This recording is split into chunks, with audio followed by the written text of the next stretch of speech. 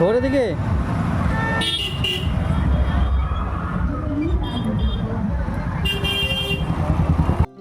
তো আজ হলো সপ্তমী।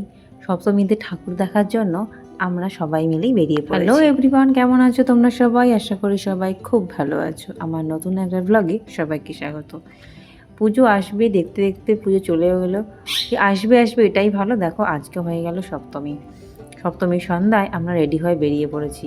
ওদেরকে ডুগ্গু দেখো মামির কোলে রয়েছে, মানে আমার পাশের বাড়ির বৌদির। আর এই যে মিঠাই, তোমরা হয়তো অনেকেই মিঠাইকে এর আগে আমার ব্লগে বা কোনো না কোনো পোস্টে দেখেছো।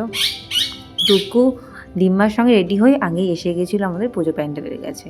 তারপর আমি, দিদি, সুরজিৎ, গোপালদা সবাই মিলে রেডি হয়ে গেলাম। আর ভাবলাম কাছাকাছি কয়েকটা ঠাকুর হেঁটেই ডুগ্গুকে নিয়ে দেখে আসবো, মানে ওই একটা দুটো।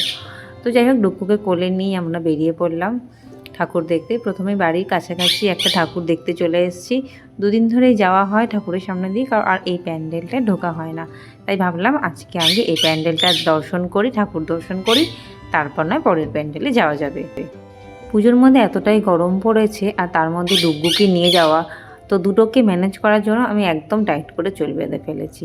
আর এই যে তোমরা কম বেশি দেখেছো প্রত্যেকটা ভ্লগেই, ডুগ্গু বেশিরভাগটা ওর মিমোর কোলে করেই এবছরের ঠাকুরটা দেখছে।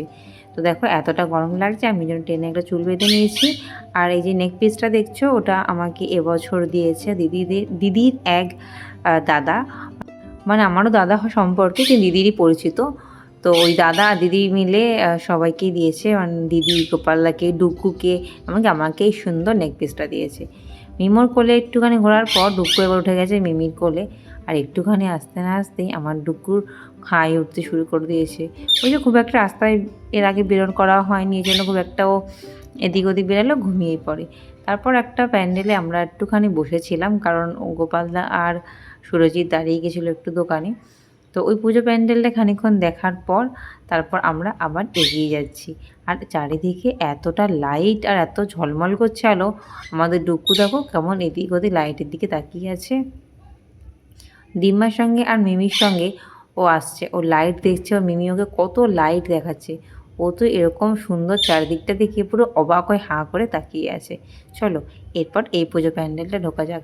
এটা অনেক বছরেরই পুজো, অনেক সুন্দর সুন্দর প্যান্ডেলের থিমও করে, কিন্তু বর্তমানে 2 বছর ধরে দেখছি একটু কমের মধ্যেই, মানে খুব সিম্পলভাবেই পুজোটা হচ্ছে।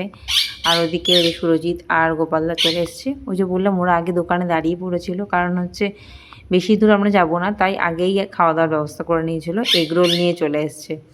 পুজোতে মোটামুটি সব খাওয়া হলেও এগরোলটা খাওয়া হয়নি। আর এবছর বলেছিলাম বাইরে সেভাবে কিছু খাওয়া দাওয়া করব না, ওই যে রিচ খাবার খাবো না প্রথমত, আর ডুগ্গুকে নিয়ে কোনো জায়গায় দাঁড়িয়ে এতটা সময় ওয়েস্ট করা যাবে না।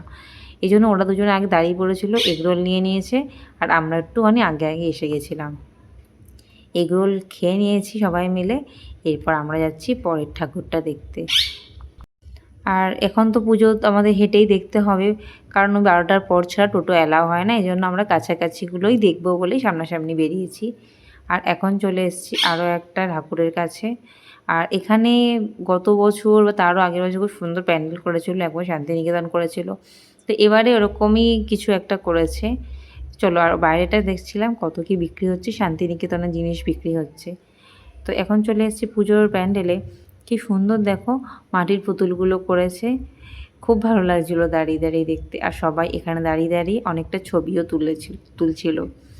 তো চারদিকটা আলপনা দেখো কি সুন্দর নকশা করেছে, কি সুন্দর, খুব ভালো লাগছে। আর ঠাকুরেরটা দেখো, প্রতিমাটা দেখলে যেন চোখ জুড়িয়ে যাচ্ছে। আর ওই আরেকজন মিমোর কোলে দেখে দুর্গা মাকে দেখছে। আর ওইদিকে আমি ঠাকুর দেখবো কি, নিজে তো ঘেমে একদম অস্থির হয়ে গেছি। চুলটার উপরে বেঁধে নিয়েছি, পিন করে নিয়েছি, তারপরও আমাকে কে দেখে, ঘেমেই যাচ্ছি পুরো। হয়তো আমারই এত বেশি গরম লাগছিলো, আমি তো আর কাউকে দেখছিলাম না যে এতটা ঘামতে। তো যাই হোক, আমি সুরজিৎ ডুগ্গুকে নিয়ে একটু এগিয়ে আসছি, আর দিদি আর গোপালদা পিছন পিছন আসছে। তো আমরা একটু এগিয়ে যাচ্ছি, যদি টোটো ধরতে পারি বা টোটো পাওয়া যায় তাহলে আমরা টোটোয় উঠবো। না না, আমি একাও না, সুরজিৎও ভীষণ ঘামছিল। দেখো নতুন গেঞ্জিটা একদম ঘেমে পুরো একদম মনে হচ্ছে ভিজে গেছে। একটু এগিয়ে আসতে আমরা পেয়ে গেলাম টোটো। আর সবাইকে আমরা টোটোয় ওঠার জন্য বলছিলাম, তো গোপাল দাদা বললো আমরা একটু হেঁটেই যাবো, দুটো একটা ঠাকুর দেখে নেবো, বা দিদি এগরোল খায়নি যেহেতু নিরামিষ দিন ছিল, তাহলে দিদিকেও কিছু খাইয়ে দেবে বললো গোপালদা। এই জন্য আমি, সুরজিৎ, টুক্কু আর মা আমরা টোটো করে চলে এলাম বাড়ির সামনেটা। তো আমাদের মণ্ডপের সামনেটাই নেমে গেছি। যে আমরা কোনোদিনও মণ্ডপে বসতাম না, মানে আজও অবধি মনে হয় মনে পড়ে না যে ছোটবেলা হয়তো কোনো সময় ছোট্টবেলায় হয়তো বসতাম এসে, আর অঞ্জলি দিতে এসে ওই 5-10 মিনিট, তো সেই আমি ছেলেকে রেখে এসে মণ্ডপে 10-15 মিনিট বসছিলাম আমি আর দিদি, ডুব্বুর ডিম্মা, মিমো, বাবা সবাই বাড়িতে, তা আমি আর ওর মিমি বসছিলাম খানিকক্ষণ।